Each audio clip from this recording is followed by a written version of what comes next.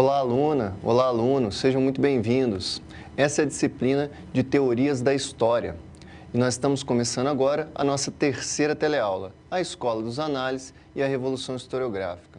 Eu sou o professor Igor Guedes Ramos, estou acompanhando vocês nessa disciplina, uma disciplina que eu considero bastante importante porque ela discute a história da história mesmo, né? Ou seja, a história do nosso trabalho, de como que surgiu os historiadores, como surgiu o trabalho com a história, a disciplina história acadêmica, escolar, né? E nessa nossa terceira teleaula, talvez o melhor título deveria terminar com uma interrogação. Será que a Escola dos Análises causou uma revolução na historiografia, nas formas como os historiadores produziam a história? A Escola dos Análises é um grupo, a gente vai ver com detalhes ao longo dessa aula, é um grupo de historiadores da França, principalmente, que tinham alguns paradigmas em comum na forma de produzir história. Eles são várias gerações, certo? Então, a gente vai ver com calma isso. E será que eles realmente criaram uma revolução? Ou criaram várias revoluções? Ou não mudaram grandes coisas? Bom, para a gente pensar isso, né, que isso ocorre no século XX, a gente tem que retomar um pouquinho das coisas que a gente discutiu na aula anterior para entender como se produzia história no século XIX, para poder saber se houve realmente uma transformação com a Escola dos Análises a partir do século XX, né? Então, a gente estudou que no período do século XIX, a história ela começa a se tornar uma disciplina efetiva, uma disciplina tanto nas universidades quanto nas escolas. E o grupo responsável, o principal grupo responsável por isso, são aqueles considerados os historicistas, Langlois e Seignobu na França e o Ranke na Alemanha, principalmente, né? E ali ele vai começar a criar a disciplina de história com um método, digamos, historicista, muito preocupado com a ação dos grandes homens na história, muitíssimo preocupado com a formação dos Estados-nação, né, que está acontecendo nesse momento. A França vira um Estado-nação nesse momento, a Alemanha vai virar um Estado-nação no século XIX e a maioria dos países do mundo vão ganhar essa noção, né, de que há uma história por trás daquele povo, há uma história por trás daquele território que unifica em uma nação. O historicismo vai ser muito importante para retomar isso, né?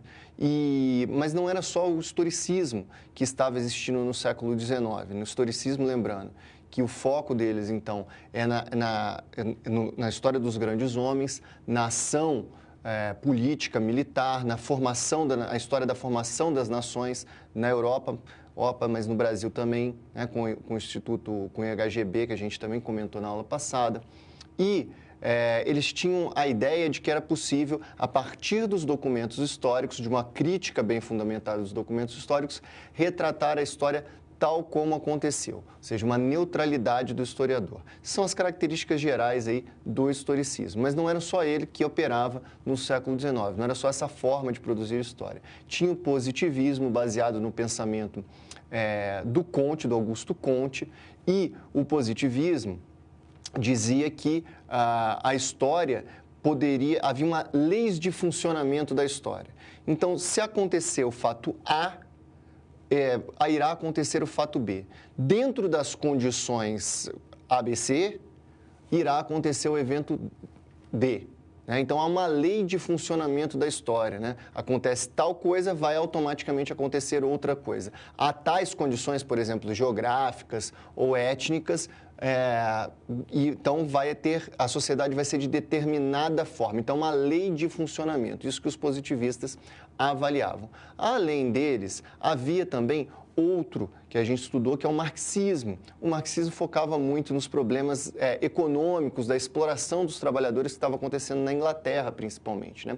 E o marxismo tinha como eixo central a luta de classes, os desenvolvimentos da estrutura econômica e a luta de classes. Então, esse é um panorama básico aí das ideias gerais que operavam no século XIX. Tá? A questão que a gente vai começar a ver agora para contextualizar a nossa aula é o que vai mudando lentamente, o que permanece, o que vai mudando a partir do século XX. No quadro, eu trago para você, então, esses dois pontos aqui, olha. O velho e o novo na historiografia do século XX. Tá? Primeira coisa que a gente tem que saber como eu comentei, surge no século XIX a matriz disciplinar da história, fundamentada principalmente no pensamento historicista, tá? Que dizia basicamente o seguinte: a crítica documental é fundamental, utilizar documentos, principalmente fontes escritas, tá? Para retratar a história tal como ela aconteceu. Se no século XX a gente já perde essa confiança, desde o século XIX, de certa forma, a confiança de que é capaz de retratar a história tal como aconteceu, mas sim fazer uma representação de acordo com interesses, né? Mas a ideia de fazer a crítica documental externa, saber se o documento é original ou não, e a crítica interna, interpretar os documentos, se mantém como matriz, como base da disciplina histórica, desde o século XIX até a atualidade. A gente não abandona os documentos ou a necessidade de fazer a crítica documental para compreender, para extrair evidências sobre o que aconteceu no passado, tá? Isso vai se manter até ao longo do século XX, em todos, inclusive na Escola dos Análises.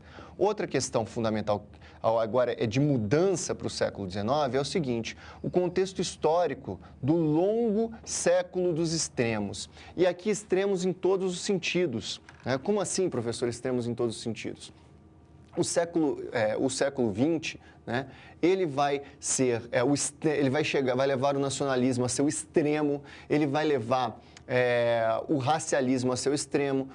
Como assim o nacionalismo? Olha, a Primeira e a Segunda Guerra Mundial, de certa forma, é o extremo dos nacionalismos, da luta entre nações, né, levadas ao seu limite, do militarismo, que cresce no século XIX, né, e desemboca nas guerras, do racismo, que surge, principalmente o racismo científico, que surge no século XIX, a hierarquização dos seres humanos em grupos raciais, né, com uns superiores a outros, que a gente vê o seu auge com o Holocausto, perpetrado pelos nazistas. Tá? Então, há os extremos também políticos, né, da União Soviética contra os Estados Unidos, capitalismo contra o comunismo. Então, há todo um outro contexto no século XIX que demonstra para os historiadores, coloca outros problemas para os historiadores diferentes dos problemas que se colocavam no século XIX. Já não se pensava mais em simplesmente contar a história das nações, porque só contar a história das nações e não tecer as nações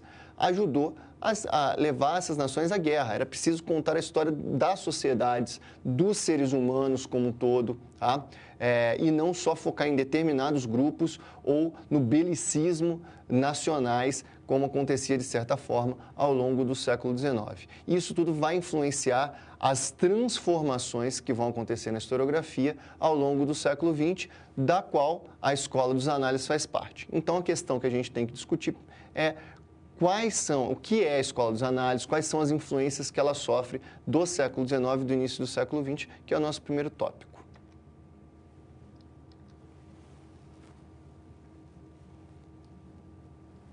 Escola dos Análises, antecessores e institucionalização.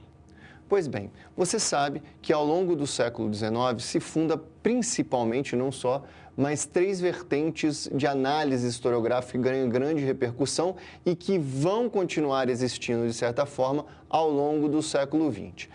O positivismo, do Augusto Conte, que foca numa história nomotética, né, que busca leis de funcionamento da ação humana, leis de funcionamento da história. O marxismo, que faz a crítica à exploração perpetrada pelo modelo capitalista e foca na luta de classes.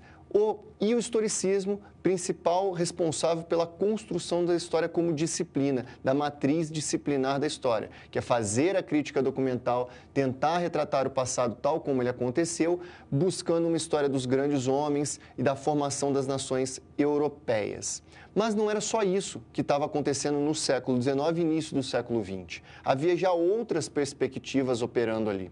Tá? E que vão se desdobrar também ao longo do século XX e, de certa forma, vão influenciar na formação da Escola dos Análises, que é o eixo central da nossa discussão hoje. Tá? No quadro, eu trago para você os primeiros nomes, de certa forma, de antecessores de alguns dos pensamentos da Escola dos Análises, né?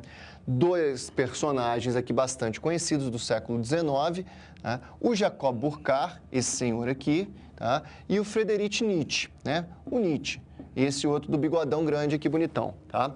Vocês vão ver que ao longo da aula vai ter várias pessoas, o pessoal gostava de bigode nessa época, tá? Mas, de qualquer forma, quais são as características básicas desses pensadores? Inclusive, eles se influenciam muito porque o Burckhardt, vão ser amigos, né, durante a vida praticamente toda, mas o Burckhardt será professor do Nietzsche durante um certo período. As ideias deles vão ser bastante próximas uma das outras, tá? Eles vão ser críticos de tudo que está acontecendo no pensamento filosófico, moral e histórico do século XIX. Tá? E quais são as características básicas dos pensamentos dele? Eu defino aqui alguns termos-chave para você, que eu vou explicando com calma, mas vamos marcar aqui, ó. História genealógica, principalmente desenvolvida por esse senhor aqui, tá? A história cultural, e aqui você poderia completar aqui como história cultural clássica, clássica, né? Porque depois vai mudar. Perpetrada principalmente pelo Burckhardt, né, que ele foca numa história cultural, na história da arte, mas não só. O Burckhardt é mais na história da arte e o Nietzsche vai discutir muito a questão da moral e dos costumes, tá? Então, questões culturais no geral. Tá? E os dois partem de uma perspectiva, de certa forma, que a gente pode denominar de aristocracia e pessimismo, tá? Vamos com calma, então, para definir melhor esses pontos aí. O que seria uma história genealógica? Em vez da gente fazer uma história imaginando, né, especulando que as coisas vão gradativamente se desenvolvendo, melhorando com o passar do tempo, isso que inclusive é uma ideia do final do século XVIII, final do século XVIII, início do século XIX, a ideia é que o homem está progredindo e que as coisas vão progredindo, as ideias, os conceitos. O Nietzsche, ele bate muito na ideia da genealogia, ou seja, do estudo do surgimento de determinadas ideias, tá? E que esse processo não seria um processo de evolução lenta, gradual, natural. Mas não, o surgimento de ideias, de comportamento, é um processo violento de ruptura e não de continuidade. Um exemplo rápido, o que nós consideramos cidadão hoje é algo muito novo, é algo do século XIX, do processo de formação dos Estados Nacionais. E mesmo assim, se você falar de um cidadão do século XIX, pensar o que era considerado cidadão no século XIX, completamente diferente hoje. Repare que no século XIX você tinha, no próprio Brasil, racismo, escravidão, né? Mulheres nem se imaginava participar da política. Então, não é todas as pessoas como nós pensamos hoje são cidadãos no século XIX. Tá? A ideia de cidadão que a gente usa hoje é uma novidade. É uma ruptura com a ideia de cidadão do século XIX. Uma ruptura maior ainda com a ideia de cidadão lá da Grécia, onde, de certa forma, a palavra vai surgir pela primeira vez, né? Então, o Nietzsche mostra isso. A história não é uma evolução contínua, é um processo de rupturas. E você tem que analisar quando as ideias surgem, quando os comportamentos surgem, tá? Seria a ideia da história genealógica, que vai influenciar muito historiadores. E, como você percebe, o Nietzsche trabalha muito com a questão dos costumes, do comportamento. Então, das questões culturais, né? O Burckhardt é mais focado também na questão do comportamento, nessa ideia do surgimento de determinados comportamentos, de determinadas experiências em certos momentos históricos, e ele foca muito na história da arte. Tá? Ele vai ter a grande obra dele estudando o período do Renascimento, tá? A história cultural do Renascimento focado nas questões artísticas. E, nesse sentido, o Burckhardt ele vai tentar mostrar, criticando toda a historiografia da época dele, né? E o Nietzsche também vai fazer essa crítica da historiografia da época dele. Por exemplo, ele vai falar que o marxismo foca demais nas questões materiais, vai reclamar do positivismo, porque ele acha que não existem leis na história. A história é um processo que é particular, que só acontece uma vez as coisas que acontecem na história. Você simplesmente explica o que aconteceu. E também ele vai ser um crítico do historicismo, porque ele vai falar, o historiador não é neutro. Quando eu escrevo a história do Renascimento, eu escolho, eu tomo a decisão do que eu vou falar, do que eu acho importante. Tá? E vou ignorar várias outras coisas. Então, o que ele produz? Ele produz uma história do Renascimento partindo da perspectiva que a arte produzida no Renascimento é, digamos, o auge daquela sociedade. É que na arte, e aí na arte mesmo, na pintura dita erudita, na literatura dita erudita, nas construções arquitetônicas mais ditas eruditas, clássicas do Renascimento, né, ali estaria a expressão maior daquela sociedade. Então, ele foca a sua análise nessas obras, principalmente. E ele vai entender que o Renascimento é um momento de auge da humanidade. Perceba, ele diz que a humanidade, de certa forma, está decaindo depois do Renascimento, né? Porque a cultura ela vai deixar de ser espetacular como foi no Renascimento. Tá? E o individualismo também, muito característico do pensamento renascentista, vai desaparecendo com a sociedade de massas que vai se criando no século XIX. Então, você pode perceber que os dois, o Nietzsche e o Burckhardt, eles têm essa característica mais pessimista, de não acreditar, em oposição a praticamente tudo que está acontecendo no século XIX, que o ser humano está progredindo. Eles acham, não, está na mesma ou está até piorando. A ideia dele, a história não conduz para uma melhoria. Por isso que eles não tentam extrair do processo histórico essa noção de progresso, demonstrar a partir de evidências históricas que a gente está progredindo. Eles não se preocupam com isso. Tá? E, além disso, eles têm um olhar, principalmente, não só, mas principalmente o Burckhardt, um olhar mais aristocrático. Né? Pode ver como é que ele avalia o que é cultura, o que é arte. É a arte considerada erudita em determinada época. A cultura popular é, de certa forma, considerada pelo Burckhardt descartável, menor, inferior, uma deterioração da cultura erudita. Né? Avançando mais um ponto no quadro, a gente tem o Colin Wood. Tá? O Colin Wood ele já está ali vivendo no mesmo momento do surgimento da Escola dos Análises. Tá?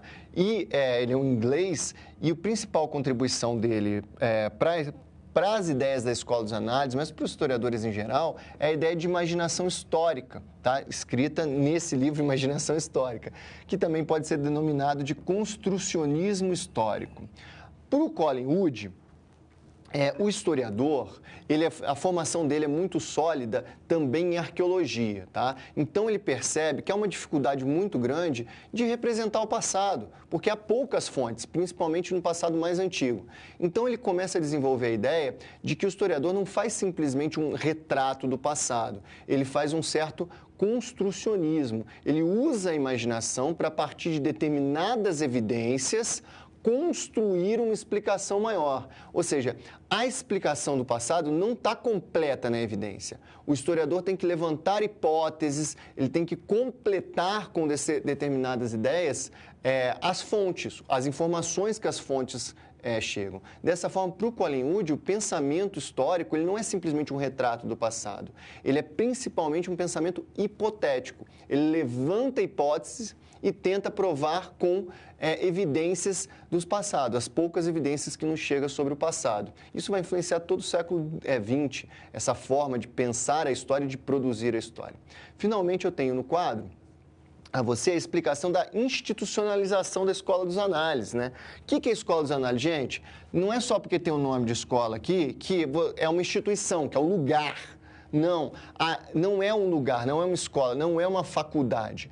Os análises é principalmente o que institucionaliza, né? O que torna ele faz a institucionalização desse grupo de historiadores, dessa forma de pensar a história, é a revista Escola dos Análises, é a fundação da revista Escola dos Análises, que acontece num contexto seguinte, de efervescência epistemológica, como você pode perceber já por essa explicação anterior, há novas ideias ganhando força dentro da história, mas não só, na física com a teoria da relatividade, na linguística com a linguística geral do Saussure, tá? Dentro da biologia começa a questão da genética lentamente, então há toda uma efervescência epistemológica dentro da ciência, a busca de novos instrumentos, tá? Para pensar o mundo. E há também um enorme desalento social e econômico por causa da Primeira Guerra Mundial, por causa da crise de 29, tá? Por causa da pandemia de gripe espanhola. todo esse início do século XX, há uma turbulência social no mundo inteiro muito forte. Tá? E é nesse contexto que há a fundação da revista, né, que institucionaliza determinadas ideias. Eu destaco aqui, institucionaliza esse grupo de pensadores franceses, que vai influenciar demais a história no Brasil. E aqui eu trago para você os vários nomes que essa revista tomou ao longo da história. Tá? Essa diferença de nomes basicamente por causa da mudança geracional na revista, tá? Mas repare o seguinte, primeiro, o nome principal se mantém em todos e repare também que a ideia de social está em todas, tá? Está em todos os nomes da revista, porque o foco não é uma história... não é uma história de um determinado grupo social, dos heróis, mas é a história de toda a sociedade que tenta ser pensada por esse grupo que vai se autodenominar Escola dos Análises, que vai ser muito importante no início, até hoje, né? Ela existe até hoje, você pode entrar no site da revista ainda hoje, e que vai influenciar demais a historiografia mundial e especialmente a brasileira, como nós veremos.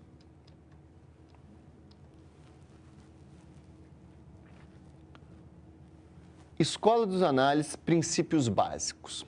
Então, a gente já viu o clima, o contexto no qual surgiu a Escola dos Análises, um clima de efervescência científica do início do século XX. Tá?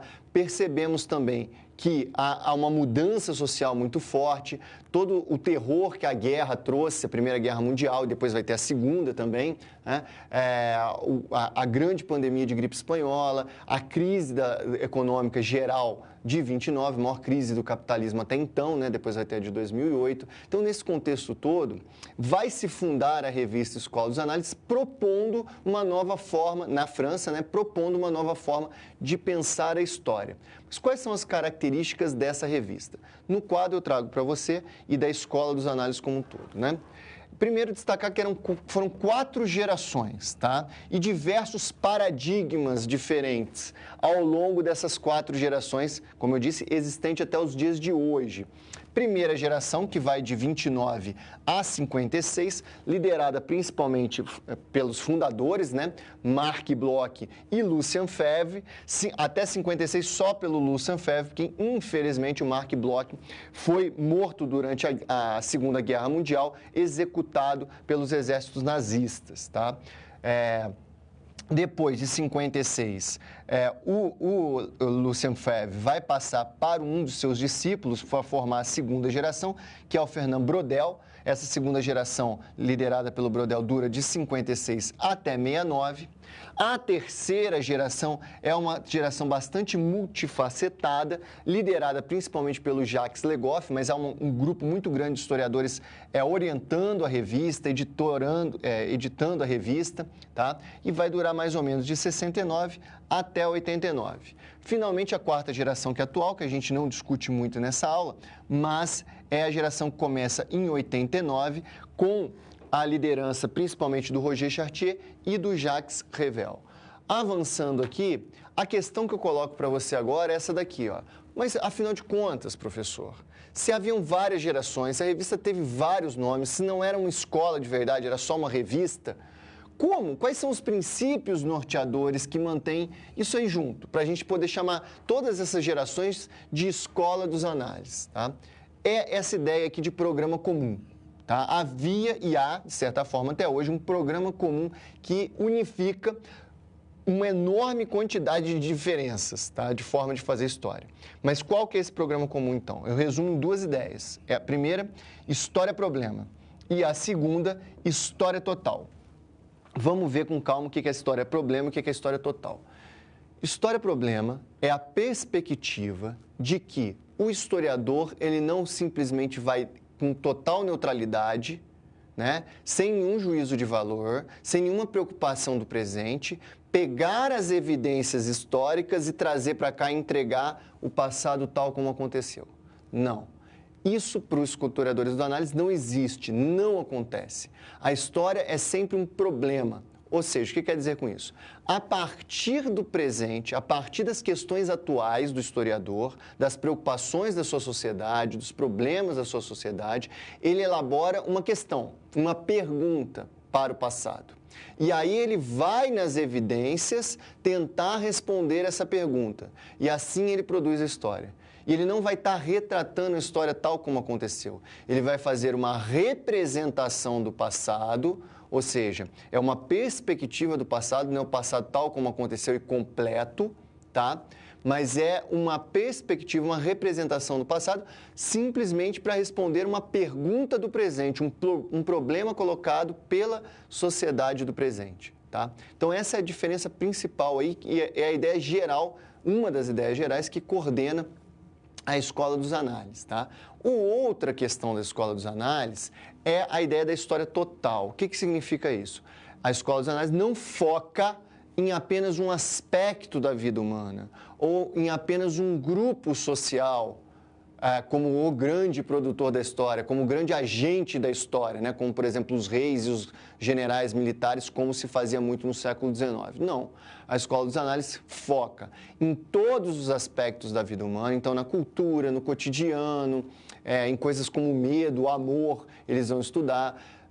Também a economia, obviamente, sociedade, a política, mas eles tentam fazer a história total, porque o ser humano tem todos esses aspectos juntos, moldam a humanidade. Então, não dá para separar um aspecto como muito mais importante do que os outros, não dá para fazer uma hierarquização muito dura dos aspectos da vida humana, como, por exemplo, o marxismo faria, segundo eles, né? O marxismo hierarquizaria muito o modo de produção determinando todo o resto, né? Para a Escola dos Análises não é bem assim, apesar que a gente vai ver que o Brodel pensa um pouco assim também, mas, de qualquer forma, a ideia de pensar a unidade da humanidade em todos os seus aspectos e também não focar apenas em um grupo social, mas entender toda a sociedade, todos os grupos sociais, tá?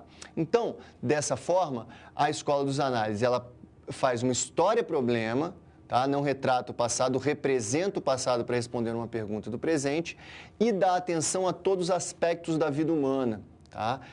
E a a ação de todos os agentes históricos, todos os grupos humanos. Esse é o programa comum que unifica a história, a Escola dos Análises, né?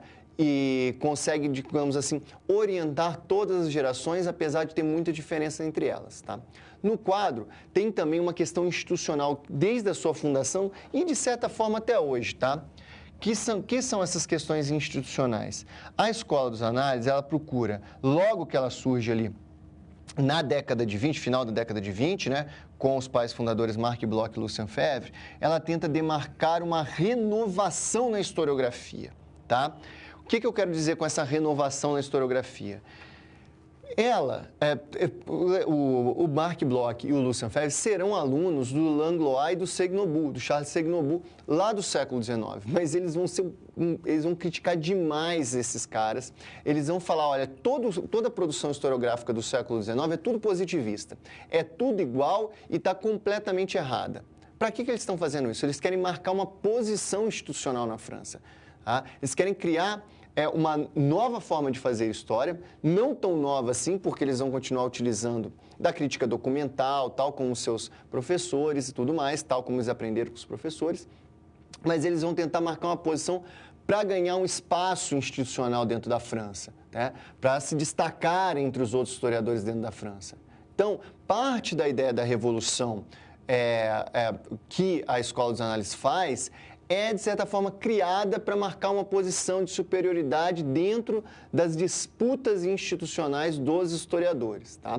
Outra questão importante institucional que eu trago para você ali no quadro é a questão de absorver ciências e ascensão. A história sempre foi a menina dos olhos das ciências humanas, a primeira grande ciências humanas lá do século XIX. Só que está crescendo cada vez mais a linguística, a antropologia, a sociologia, a geografia e a Escola dos Análises, ela vai absorver todos esses pensadores, o máximo possível dessas ideias, para incorporar a história e para não perder espaço dentro das ciências humanas para essas outras disciplinas, tá? E aí você vai ter vários intelectuais que são muito destacados em outras áreas que vão publicar dentro da revista análise da história, que vão participar desse grupo dos debates desses historiadores, tá? Aqui eu trago alguns exemplos. Por exemplo, Albert de Mangeon, tá? Que é uma principal obra dele, é Os Problemas de Geografia Humana.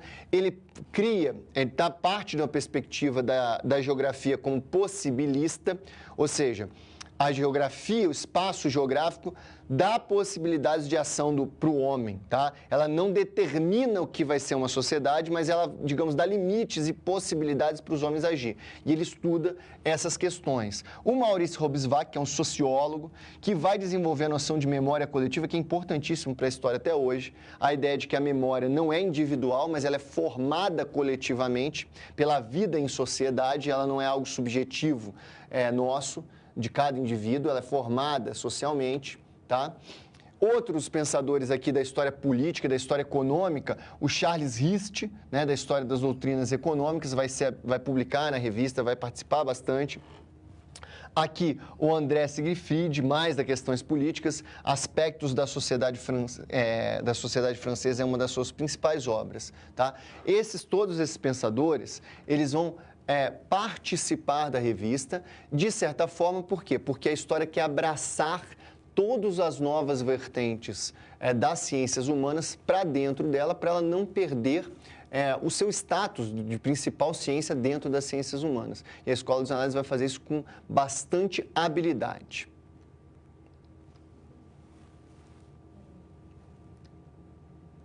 Os fundadores dos análises. Tá? Vamos nos ater agora um pouco mais aos pensadores principais dos análises, os pais fundadores. Tá? Como eu disse, os dois principais pais fundadores, né, que vão abrir a revista, é o Marc Bloch e o Lucien Febvre. No quadro, eu trago para você aí o primeiro, figura sorridente aqui, sempre com bigodinho, né, como eu disse, eles gostam de um bigode nessa época, né? Ele vai viver de 1886 até 1944, assassinado pelas tropas nazistas. Ele estava preso, a superação dele, porque foi no cárcere que ele escreveu essa obra aqui, ó, Apologia da História, tudo de cabeça, tá? Preso. E felizmente chegou até nós. Essa obra você encontra com facilidade nas bibliotecas e na internet. Apologia da História, onde ele discute teoria da história mesmo, como ele pensa a história, como é produzida a história. Outras duas obras fundamentais do Marc Bloch são essas daqui, olha, e que mostra que ele era um medievalista, né? Os Reis Taumaturgos, que a gente vai discutir com calma mais adiante, e a Sociedade Feudal. Tá? Essa obra aqui, Sociedade Feudal, é onde ele, de certa forma, começa a discutir coisas que são muito senso comum para a gente hoje, desde o colégio, que é a ideia de que o medievo é dividido em plebeus, nobres e clero, tá? E o método que ele vai usar, os métodos que ele vai defender são esses dois aqui. Primeiro, o método regressivo, do conhecido ao desconhecido. Ele vai basicamente dizer, olha, a gente tem que partir do que a gente conhece para depois ir avançando mais para o passado, porque falta evidências. Então, partindo de coisas do presente, partindo de um conhecimento histórico mais próximo, por exemplo, partida de como funcionava a monarquia durante a Revolução Francesa, porque se tem muitas evidências disso, para voltar para entender a monarquia lá no passado, lá no meio do período medieval, que tem menos evidências sobre isso, tá? É o que ele faz, de certa forma, em todas essas obras aqui. Outra coisa que vai estar nessas obras fundamentais é o método sociológico, é se apropriar do método da sociologia que está avançando, tá? Aplicado à história. Por exemplo, aqui nessas obras aí, ele não vai estudar, o Marc Bloch, ele não vai produzir uma narrativa. O rei fez isso, o outro rei ganhou com aquele exército, na data tal, para você decorar todos os nomes, ou mesmo que não seja para decorar os nomes, não é uma história, não é uma narrativa dizendo que os reis estavam fazendo, uma narrativa de batalhas, uma narrativa de eventos. Não, ele faz uma analítica da história. Ele analisa como a sociedade funcionava. A ideia, por exemplo, olha, você tem os plebeus, que são aqueles que trabalham principalmente na zona rural, você tem os nobres, que são os proprietários da terra e são a força militar, você tem o clero, que controla a cultura, que controla tribunais também, tá? Então, e o clero e a nobreza teriam privilégios financeiros, privilégios políticos. Então ele faz uma analítica da sociedade, não simplesmente uma narração de eventos e de acontecimentos. Tá? Avançando no quadro para o Lucien Febvre, tá? O outro fundador, junto com Marc Bloch. Felizmente ele sobreviveu à guerra, né? E vai conduzir a revista pós-guerra para depois passar para o seu discípulo, o Fernand Braudel, o comando da revista. As principais obras dele são, primeiro eu vou começar aqui, ó, dessa aqui do meio, Combates pela História, que é uma discussão sobre a historiografia, sobre o pensamento teórico dele, né, onde ele vai desenvolver todas essas questões que estão aqui embaixo, tá? E essas outras obras aqui são produções históricas mesmo, né? Ou seja, fala sobre o Martinho Lutero, fala, e essa outra aqui muito importante também, sobre o Rabelais, o problema da incredulidade no século XVI, a religião de Rabelais, tá? Qual que é a base do pensamento do Lucien Febvre para elaborar essas obras todas e que ele defende em Combates pela História, uma discussão teórica, né? A ideia de história-problema, que você já conhece, que é partir de um problema atual para pesquisar história e não simplesmente ir lá retratar a história, tal como ela aconteceu, ou simplesmente tentar trazer tudo que aconteceu presente, né? Não, eu vou discutir um problema. O caso clássico dessa obra dele aqui, por exemplo, que se acreditava ao longo do século XX, que o Rabelais era uma espécie de ateu, lá no meio do século XVI, né? Porque o Rabelais era um padre, um médico muito crítico das superstições da época, e o que o Lucien Febvre vai tentar demonstrar, partindo desse problema da atualidade, será que o Rabelais era ateu? Né? Será que ele vai ser o primeiro ateu? E ele vai tentar demonstrar, o Lucien Febvre, que não, que o Rabelais era impossível. Era impossível o Rabelais ser um ateu, dadas as condições daquela época, apesar dele ser um crítico da igreja. E por que era impossível? Porque o Lucien Febvre ele vai discutir as questões das ferramentas mentais, ou seja, o conjunto de conceitos, de formas de pensar do século XIX, do século XVI, que não cabia a ideia de ateu. O máximo que cabia ali, pelas ferramentas mentais ou pela mentalidade da época, era a ideia de deísta, ou seja, explicar Deus racionalmente. E era isso que Rabelais fazia. Tá? Então, ele resolve essa questão. Será o Rabelais um dos primeiros ateus? Ele vai dizer não. Não era porque não havia condições mentais na época para isso acontecer. Tá? Ele vai utilizar muito da interdisciplinaridade, psicologia, sociologia, etc., para fundamentar os seus trabalhos todos. Tá? Então, esse é um panorama geral do início, da fundação da Escola dos Análises. No quadro eu trago para você agora a nossa situação-problema. Tá? Mentalidades de longa duração. O que eu quero discutir com você agora? Tanto o Lucien Febvre quanto o Marc Bloch, eles discutiram como as formas de pensar dos seres humanos, ou como queira chamar de mentalidades, elas, de certa forma, ajudam a organizar a sociedade. E elas estão imbricadas em questões econômicas e sociais também, na dinâmica da sociedade. Ela não está só nos pensamentos, né? E aí a nossa situação-problema discute isso. Acompanha comigo a leitura. A história é popularmente pensada como uma narrativa acontecimental. O que eu quero dizer com isso aqui? Normalmente, o senso comum pensa que a história basicamente é o seguinte, é narrar as coisas que aconteceram. O rei tal fez tal coisa na data tal, o general tal venceu tal batalha, tal. Então, é aquele negócio que pergunta para o historiador, né? Várias vezes já passei por isso. Aluno me perguntando a data de nascimento do Dom João VI. Eu não sei, eu não decoro esses acontecimentos. Eu faço uma analítica da história, que é a questão colocada pelo Marc Bloch, tá? Não é decorar acontecimentos, simplesmente narrar acontecimentos, tá? E o historiador é considerado um erudito das datas, dos nomes e dos acontecimentos. Não é bem por aí. A história, para a Escola dos Análises, pode ser mais que isso? É a nossa questão. Vamos dar uma olhada aqui.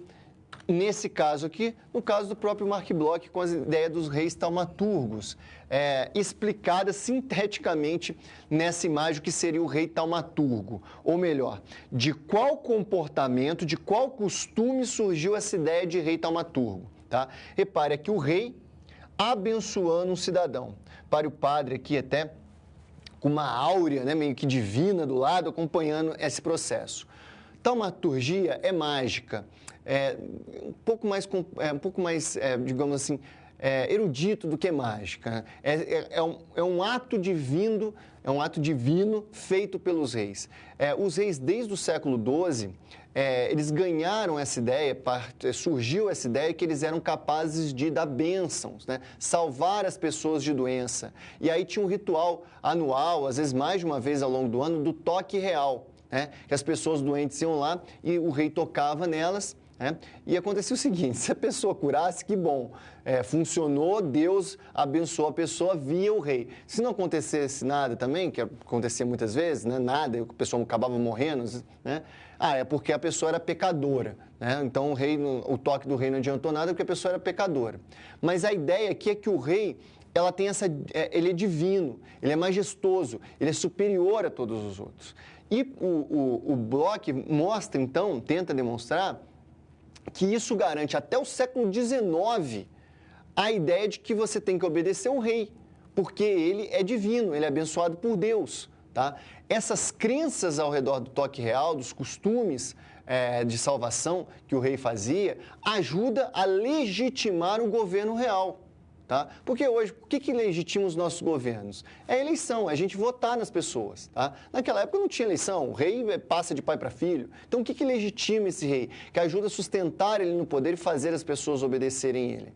Era a mentalidade da época que acreditava que ele era divino, que ele era o representante de Deus na Terra. Né? A teoria que vai ter até a discussão teórica mesmo sobre isso, que é a teoria do direito divino dos reis. Tá? Mas está amarrada essa teoria na cultura popular, para o rei sustentar. No quadro, então, eu soluciono a nossa situação-problema. Né? Para a escola dos análises e para os historiadores atuais, a história deve problematizar o presente e analisar os processos humanos no tempo. Repare que, para eu descrever os reis taumaturgos, eu não estou narrando datas, eventos, acontecimentos simplesmente. Eu estou analisando uma determinada época, a relação entre mentalidade, comportamento social, tá? Política. Não estou simplesmente fazendo uma narrativa de coisas que aconteceram, de datas e de nomes de pessoas. Então, a história para a escola dos análises pode ser mais do que isso. Tá? No quadro, eu trago agora para você uma questão para pensar. Quais críticas poderíamos fazer à noção de mentalidade? Tá? Essa noção de mentalidade que a gente discutiu principalmente com a primeira geração dos análises e que depois, como eu vou demonstrar, volta muito forte na terceira geração dos análises, há alguma crítica que a gente pode fazer a ela? Pensa um pouco sobre isso e eu já volto.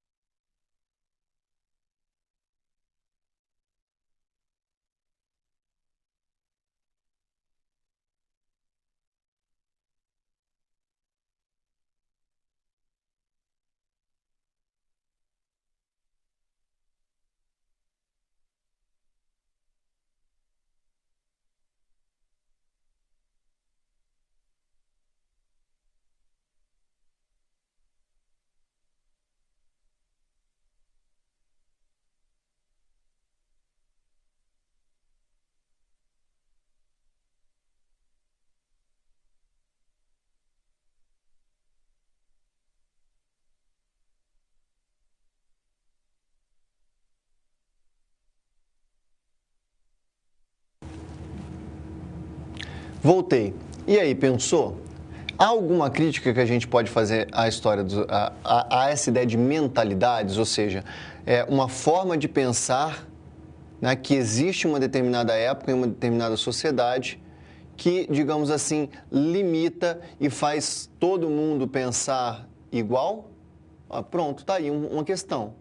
Será que realmente, numa determinada época, todo mundo pensa igual? Será que há realmente ferramentas mentais conceitos que fazem, pelo menos de forma geral, que as pessoas pensem mais ou menos igual em uma determinada época, em uma determinada sociedade, essa vai ser uma das principais críticas à ideia de mentalidade. Ora, a crítica, ou seja, não é possível que exista, tá, uma forma igual de pensar e que, digamos assim, controla, determina toda uma população em uma determinada época. Haverá formas diferentes de pensar em combate. Isso segundo outros historiadores que não utilizam esse conceito de mentalidade. Tá?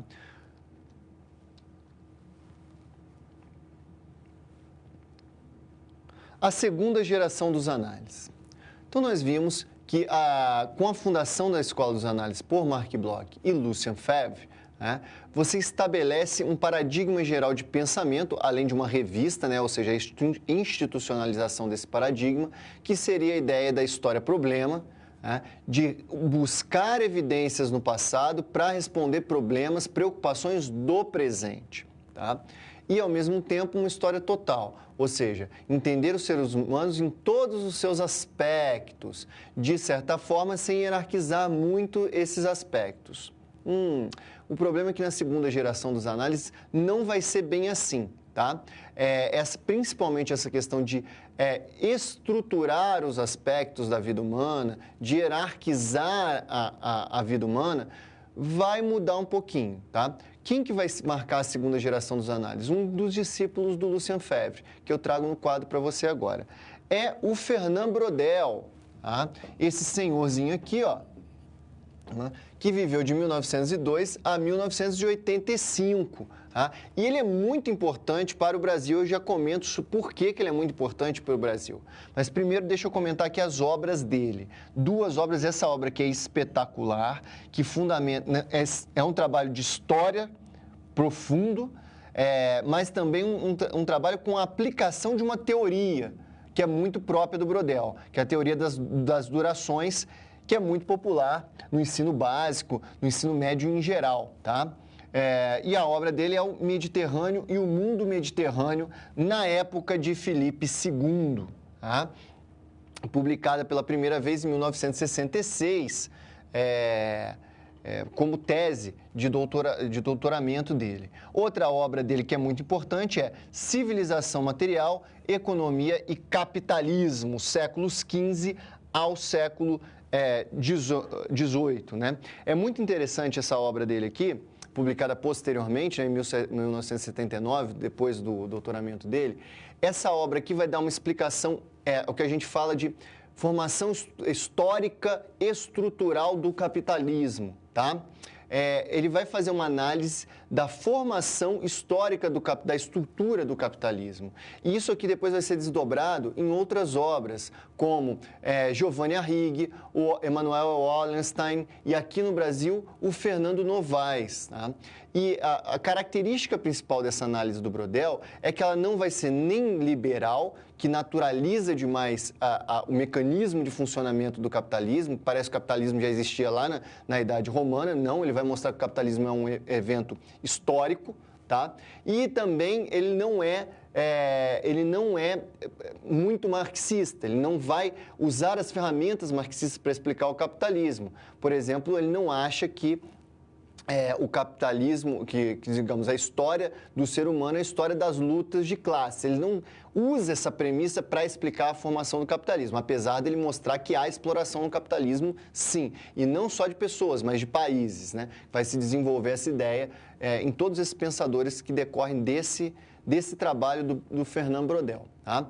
Mas, no quadro, eu trago agora para você o contexto da formação do Fernand Braudel, que é o líder dessa segunda geração dos análises e que dá o tom verdadeiro dessa segunda geração dos análises. Primeiro, a questão do contexto pessoal do Braudel. Né? Ele escreve durante a guerra, tá?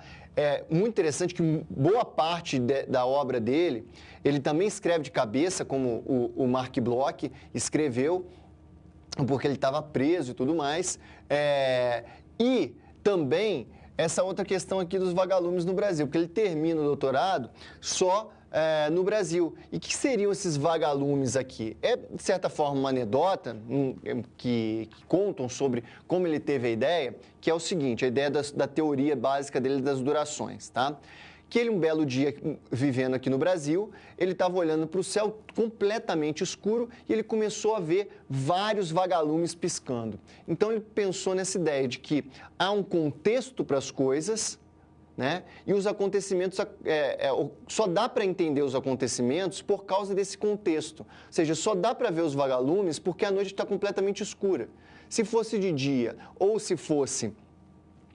se tivesse com uma lua muito clara, com muitas estrelas, não daria para ver os vagalumes direito, né? E ele vai trazer essa noção para a história, que haveria um contexto para a história, tá? E que os eventos operariam dentro desse contexto, senão eles não seriam perceptíveis, os eventos, tá? A gente já vai abordar isso com calma. Mas a outra questão dele no Brasil para mostrar a importância dele, da Escola dos Análises como um todo para a formação do Brasil, porque foi ele que fundou a primeira cátedra de História que existe no Brasil, da disciplina de História, tá? Que foi na USP. Ele que veio fundar na década de 30 a Cátedra de História da USP. Se você for, por acaso, tiver a oportunidade de visitar o Centro de Ciências Humanas da USP, você vai ver que tem uma biblioteca gigantesca, com uma entrada muito bonita, que é em nome dele, Fernando Brodel. E muitos pesquisadores brasileiros vão ser formados pela Escola dos Análises, de certa forma, por ser orientados por historiadores dos análises. No quadro, eu trago mais um ponto sobre esse contexto geral do Fernando Brodel, tá? do desenvolvimento do pensamento do Brodel, que é também o contexto institucional, tá? O debate com o estruturalismo etnológico de Claude Lévi-Strauss. O Claude Lévi-Strauss é um antropólogo, tá? Que é focado na etnologia. O que é etnologia? É analisar as sociedades humanas para extrair uma lógica de funcionamento dela, tá? Uma estrutura que determina como essa sociedade funciona. E isso é muito popular na década de 60 entre as ciências humanas, principalmente na França, que a gente chama de estruturalismo. E o Claude Lévi-Strauss, ele faz, de certa forma, um ataque institucional à história, porque coloca a história e várias outras disciplinas como menores, como auxiliares da verdadeira ciência humana, que seria a etnologia, de entender a estrutura que organiza o funcionamento de todas as sociedades. A história simplesmente recolheria fatos e o etnólogo, sim, ele conseguiria extrair daqueles fatos as leis de funcionamento da sociedade. E o Brodel vai fazer o quê? Ele vai responder, não, não, não. A história também analisa estruturas. E é aí que ele coloca a teoria dele, que é a teoria das durações, tá? A temporalidade de Brodel. A gente teria, então, nessa noção do Brodel, primeiro, o tempo, a longa duração, né? A longa duração, que seria a estrutura para o historiador, tá? A longa duração, essa estrutura, ela teria principalmente a relação do homem com o espaço, do homem com a geografia, as condições de possibilidade que a geografia dá para a ação do homem. Depois, isso aqui ele desenvolve lá naquela obra principal dele sobre o Mediterrâneo, né, na tese de doutoramento. E depois ele vai falar que a estrutura não é só essa relação entre a humanidade e a geografia de um determinado local. Tá? Vai falar que as mentalidades também podem fazer parte da estrutura, até para entrar naquele programa geral da ideia de história total dos análises, né? Mas, de qualquer forma, na obra principal ele vai falar, olha, o Mediterrâneo, o ambiente do Mediterrâneo permite uma determinada forma de vida humana, tá? Que permite o comércio muito forte, que permite a troca de cultura entre as pessoas por causa do mar Mediterrâneo, da navegação no mar Mediterrâneo, tá? Então, a forma de vida que a região do Mediterrâneo permite para a sociedade humana, tá? Vai ser, digamos, a estrutura, a base, que vai demorar muito para mudar, tá? O segundo elemento, que é a média duração, né, que vai durar cerca de séculos, tá? Poucos séculos, aqui na estrutura dura milênios, tá? A conjuntura, ela vai ser principalmente aspectos sociais. Por exemplo, a divisão da sociedade em servos, da gleba e nobres e clero, né? O trabalho servil está dentro dessa conjuntura aqui. O trabalho servil, a estrutura permite o trabalho servil. A estrutura do Mediterrâneo permite o trabalho servil, que vai durar durante alguns séculos. Mas também ela vai permitir, posteriormente, em uma outra conjuntura já, o crescimento do trabalho assalariado, por exemplo, no Mediterrâneo. Tá? E ainda, finalmente, a curta duração, que são as questões dos eventos, pode ser um evento pontual mesmo, tá? Um ataque, uma batalha perdida numa guerra, mas pode ser um evento um pouco maior, de algumas décadas, é uma crise geral econômica que está determinada pela conjuntura anterior, do tipo de trabalho, por exemplo, que se faz naquele momento, que está determinado pelos aspectos geográficos, pela relação do homem com a natureza naquele momento, tá? Então, há uma hierarquização de durações, de estruturas de funcionamento, tá? Da sociedade em tempos longos. Ou seja, é uma das formas do Braudel responder institucionalmente às críticas da antropologia, principalmente do Lévi-Strauss, que era amigo dele, que veio aqui para o Brasil também para a USP, para fundar a cátedra de antropologia na USP, e os dois debatiam entre si como explicar a sociedade, o Braudel de uma perspectiva mais histórica e o Lévi-Strauss de uma perspectiva mais antropológica.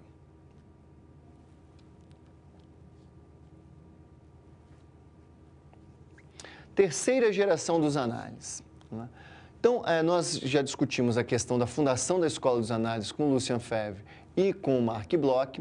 Depois vem a segunda geração com os discípulos do Lucien Febvre, que foi o Fernando Braudel, que tenta dar uma noção mais estruturante para a história, trazer conceitos mais estruturantes com a ideia de longa duração como base para a dinâmica da curta duração, da média e da curta duração.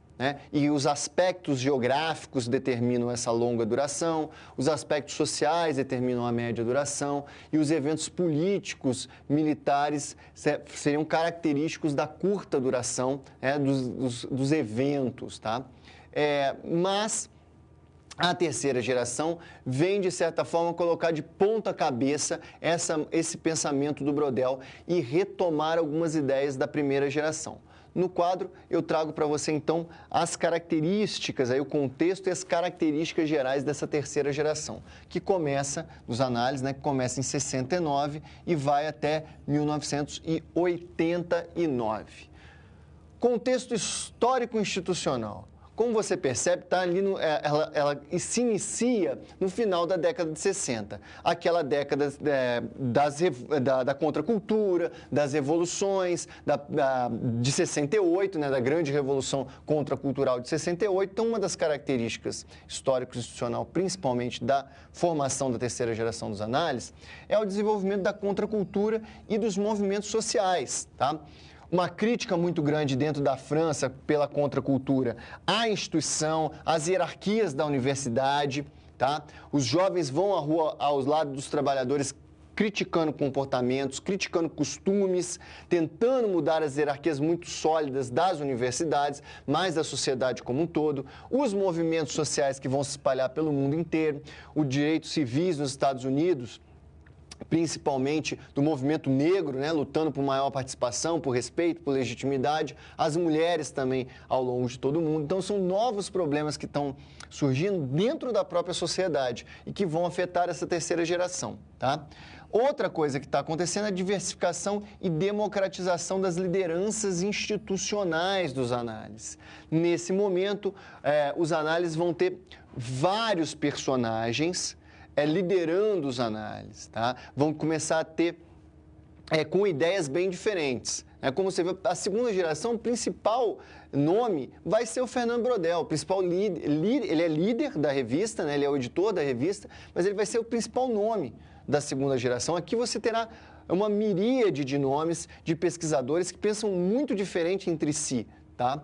E que vão editorar, vão ter grande participação durante, na construção da revista. Tá? Então, há essa diversificação e essa democratização da revista. E a frase clássica para essa terceira geração é essa aqui, do porão ao sótão. Então você sai lá das grandes estruturas materiais da vida, como estava no Brodel, tá? De certa forma como determinantes ou pelo menos limitantes das outras estruturas, e vai para as mentalidades, sobe, tá?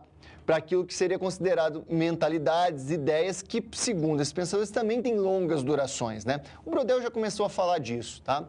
Mas é nessa terceira geração que isso ganha força. Olha, não é só os aspectos geográficos que estão na longa duração, que são estruturantes.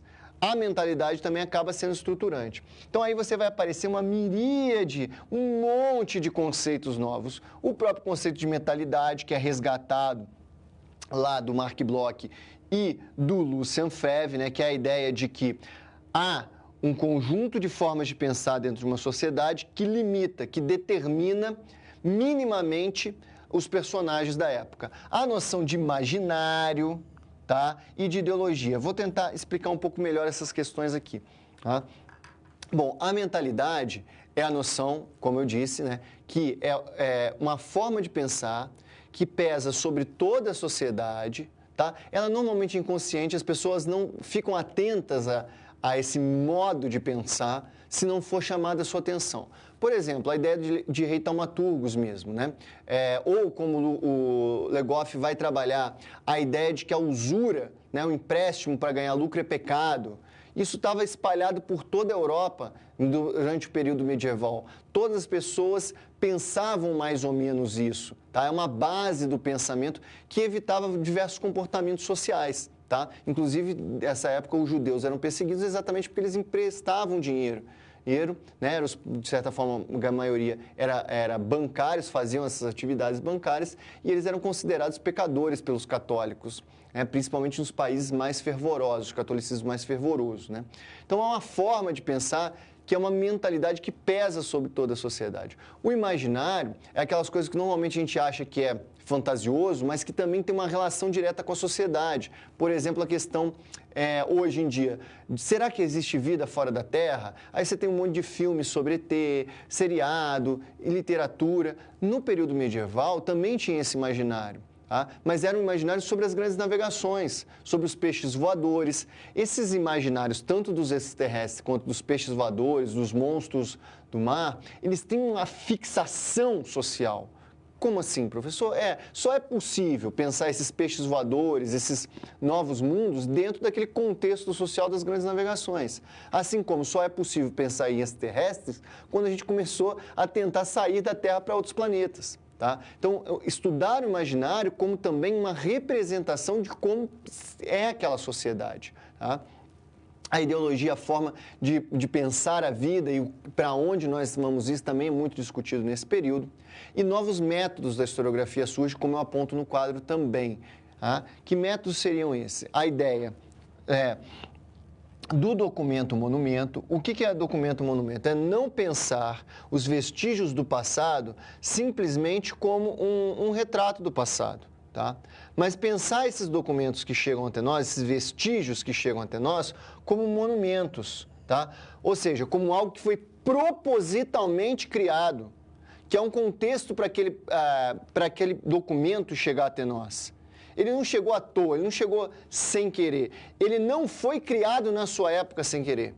Ele foi criado por algum motivo. Então, por isso que ele é um monumento que deve ser pensado como algo construído. Tá? E não simplesmente como um documento passivo, neutro do passado. Ele é um produto do passado que tem que ser pensado como um produto do passado. Se desenvolve também a noção de história serial. Tá?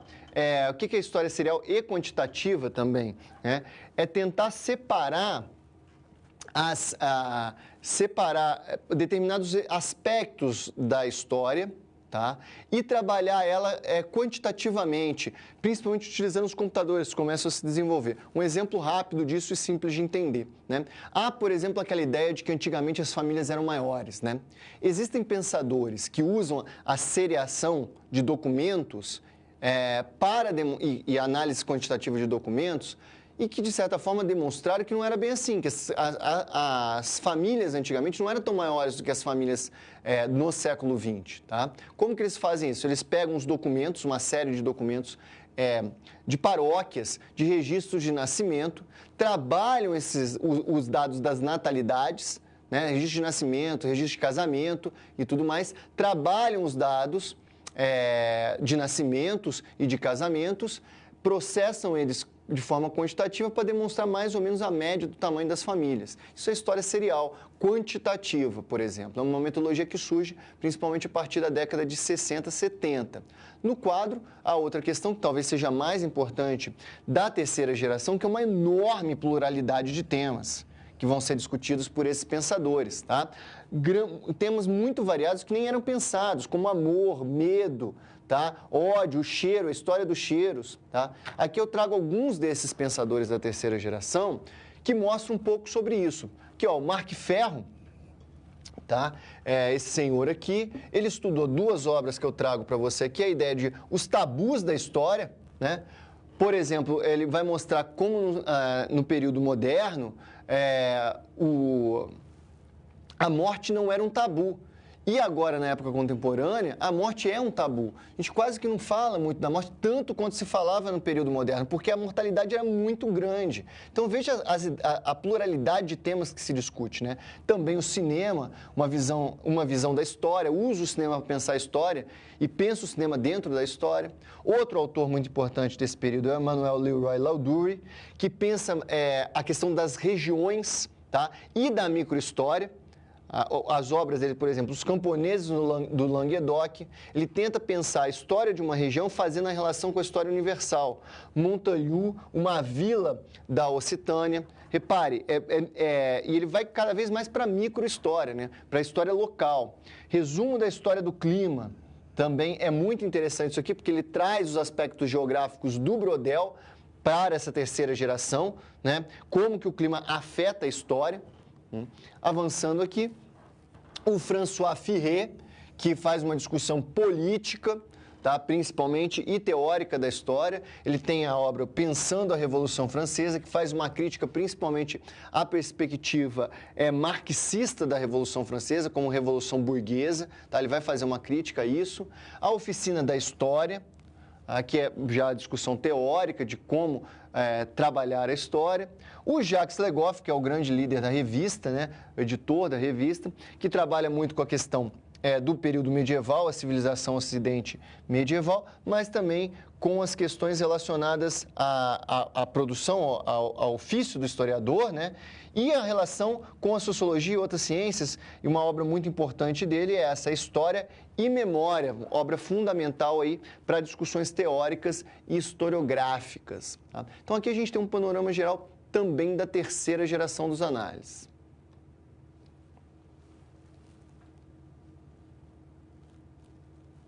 A escola dos análises, recepções e reações. Tá? A escola dos análises, então, foi uma grande potência dentro da França, né, com a sua revista, com uma quantidade enorme de publicações, atraindo os melhores pensadores da época, não só historiadores, mas diversas áreas para publicar dentro da revista, dando uma, digamos assim, uma direção, institucionalizando o conhecimento histórico na França, mas ela não vai ficar restrita somente à França. Ela vai se espalhar pelo mundo inteiro, mas de forma um pouco diferente. É isso que eu queria apresentar para você neste momento. No quadro, então, eu trago para você primeiro a questão da recepção na Inglaterra e no mundo, principalmente a questão do marxismo ou análise, que é um debate que se tem ao longo do século 20 no mundo. A escola dos análises, ela, ao mesmo tempo que ela está ganhando força na França, você tem a nova esquerda ganhando força na Inglaterra. Né? A Inglaterra tem uma tradição de história muito empírica, de muito levantamento de fontes, de muito levantamento de dados, tá? E ao longo do século, principalmente a partir da segunda metade do século XX, né, o marxismo penetra na historiografia inglesa, trazendo novos pensadores como Thompson, como Hobsbawm, e ganha muita força lá e os análises, de certa forma, debate com esses pensadores, incorpora uma parte do marxismo britânico dentro da terceira geração dos análises e, ao mesmo tempo, esses pensadores da nova esquerda inglesa vão incorporando ideias e debates da escola dos análises. Mas, de certa forma, a Inglaterra nunca permite, digamos assim, a entrada total do pensamento dos análises lá na Inglaterra. E o mundo inteiro vai fazer essa leitura também, a maior parte do mundo.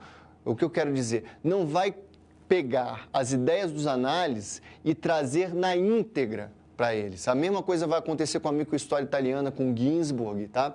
Eles vão dialogar com a escola dos análises, vão debater temas em comum, vão brigar por causa de conceitos, mas ela nunca vai chegar nesses outros países de forma integral, impondo uma filosofia histórica própria da França. No Brasil é um pouco diferente, que é o ponto que eu trago para você no quadro agora, que é a questão da recepção do Brasil como um porto seguro para a escola dos análises. Por que um porto seguro para a escola dos análises? Olha, eu já te passei algumas informações sobre isso, tá? A primeira cátedra de História criada no Brasil, tá, foi na USP, ou seja, a primeira faculdade de História, digamos assim, criadas no Brasil foi na USP, e quem foi o líder dela foi o Fernando Brodel, né? O mestre da segunda geração dos análises. E mais do que isso, tá? Os historiadores que vão escrever muitos dos livros que a gente utiliza no nosso curso hoje, que me formaram, que formaram os professores que me orientaram, eles foram formados ou pelo próprio Brodel ou por outros franceses. Eles viajavam para a França para fazer mestrado e doutorado. Então, a Escola dos Análises, ela teve uma influência muito forte na formação das faculdades de História no Brasil, na formação dos profissionais de História no Brasil. Claro que a partir da década de 90, principalmente 2000, isso abre as influências diversas, se ampliam muito. Você vai ter muito marxismo também, mas você vai ter uma série de outros pensadores, principalmente a partir da década de 80, 90, 2000, né, de outros pensadores dos Estados Unidos, da Bélgica, da Alemanha, de vários países do mundo que vão influenciar a historiografia brasileira. Mas a base da nossa historiografia é muito marcada pela escola dos análises. No quadro, outras questões que a gente tem que pensar, que é a crítica ao estruturalismo e ao quantitativismo. Repare que isso aqui é muito interessante, porque a escola dos análises, ela ao mesmo tempo faz a crítica ao estruturalismo e ao quantitativismo, tá? E depois é criticada por isso. Como assim, professor? Bem, na segunda geração dos análises, eu comentei com você que o Brodel, ele está enfrentando as críticas do Lévi-Strauss, né, que é um estruturalista, dizendo que a história só analisa a espuma do mar. São os antropólogos que realmente analisam a onda, as estruturas do mar, né? E, em resposta, o Fernando Brodel cria as temporalidades dele com as durações, para mostrar, não, nós também analisamos estruturas. Posteriormente, a terceira geração dos análises expande essa noção de estrutura não só para as questões geográficas, mas também para as mentalidades. E aí, como eu aponto no quadro para você, na próxima geração dos análises, que é rumo à quarta geração, a virada antropológica, a virada política e narrativa, a próxima geração dos análises vai criticar os historiadores da terceira geração exatamente por serem muito estruturalistas, para focarem muito nessa ideia de que há uma estrutura que determina as ações humanas, tá? E de usar demais a história quantitativa, a matematização da história, e parar de perceber a ação dos sujeitos, a ação dos agentes na história e outros elementos e outros aspectos da vida humana, tá? Então, repare que ao mesmo tempo que ela sofre a crítica, ela critica os estruturalistas, ela acaba também sofrendo a crítica por ser muito estruturalista.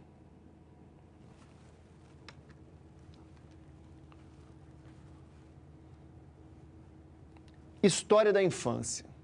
A terceira geração dos análises, ela traz uma multiplicidade muito grande de temas para a produção historiográfica. E um dos temas que surge nesse momento é a questão da infância, tá? E é a nossa situação problema agora. Leia comigo. É possível um historiador participar de uma feira de ciências na escola, né? Porque normalmente a feira de ciência é o pessoal da química, da física, né? Mas será que o historiador pode participar também? E outra parte dessa pergunta, jogos e brincadeiras podem ser temas de uma feira de ciência? Será que pode? Coisa tão bobinha de criança? Bom, vamos pensar o seguinte aqui, esse quadro aqui, essa pintura, é de um autor do final do período medieval, início do período moderno, né? O Peter Bruegel, conhecido como O Velho, tá? Que tem pinturas muito lindas, eu recomendo que você pesquise na internet, são muito legais, e essa pintura é chamada de Jogos Infantis. Tá? Mas se você tiver bastante atenção, esses jogos infantis que estão mostrados aqui, tem muita participação, existem jogos que pelo menos eu, né, sou mais velho um pouco, né, brinquei na minha infância, tá? Mas que tem muitos adultos agindo aqui também, brincando nesses jogos, tá? O que essa pintura nos ajuda a refletir a partir de várias outras fontes, e é um trabalho feito, por exemplo, pelo Philippe Arrier, tá? É que a ideia de infância é uma ideia muito nova, tá? É uma invenção do período contemporâneo, principalmente a partir do século XIX. Anteriormente, as crianças eram tratadas como um adulto pequeno. Tá? Não há uma diferença de tratamento, ela não tem que ir para a escola, ela não tem que ser protegida, não. Ela tem que ser protegida na medida que ela é fraca, não porque ela tem um cognitivo diferente, que ela tem que ter um tratamento diferente. Né? Assim que ela consegue arrastar madeira, ela vai arrastar madeira. Entendeu? Ela vai trabalhar diretamente. A ideia de que a criança tem que ir para a escola, tem que ser protegida, é muito recente. Tá? E, por exemplo, as historinhas que a gente conta para os nossos filhos hoje, Chapeuzinho Vermelho, é tudo muito antiga. E elas eram muito mais violentas e eram contadas tanto para adultos quanto para crianças, porque não havia diferença. Serviam para explicar para todo mundo que o mundo era violento, que o mundo era perigoso. Tá? Então, a ideia de infância é muito recente. E ela vai mudando ao longo das gerações. A minha infância foi muito diferente da infância dos meus filhos, tá? Que com certeza será muito diferente da infância dos meus netos, como a infância dos meus avós foram muito diferentes. Então, é possível estudar história, entender um pouco de história a partir de brincadeiras, a partir de jogos, a partir de contos. Isso pode ser, sim, apresentado numa feira de ciência na escola. Solucionando a situação, então, olha aqui.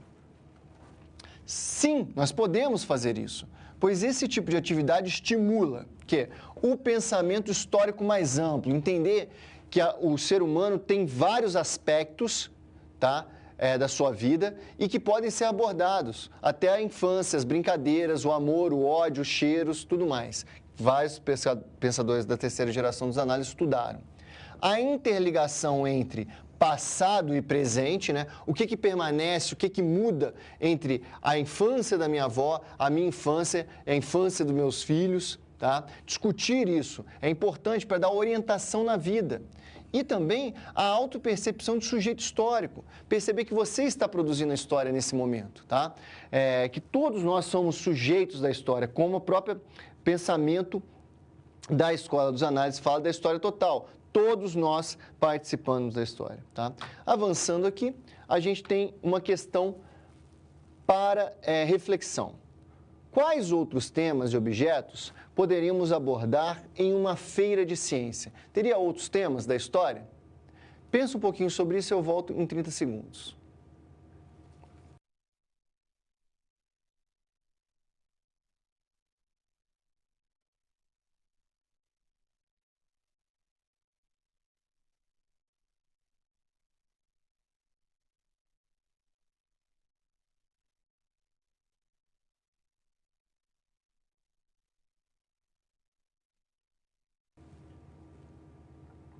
Voltei.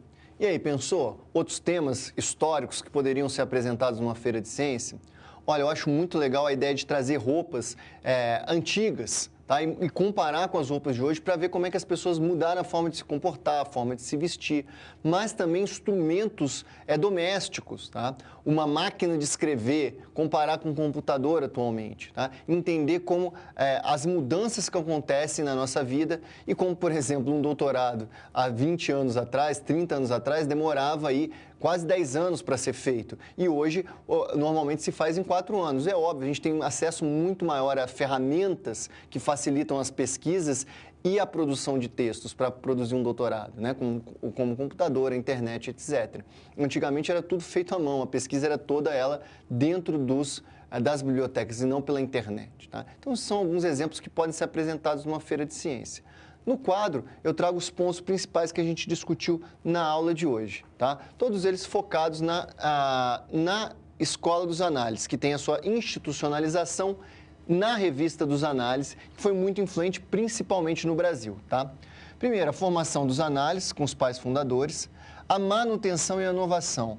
Ele mantém a crítica documental dos mestres, tá? Langlois e Seignobu, que eram mestres do historicismo, da escola metódica, que ensinaram o Bloch e o Lucien Febvre, e inova com a ideia de história-problema, a história total. Depois a gente passa para os tempos de Brodel, a época e o conceito da longa duração, né? A necessidade de dialogar com o estruturalismo, e a terceira geração, que é uma diversificação e uma ruptura geral. Tá? Então, esses são os temas que nós debatemos na aula de hoje. Eu espero que tenha sido legal para você, que tenha sido produtivo para você, e a gente se vê na nossa última aula. Muito obrigado, até breve.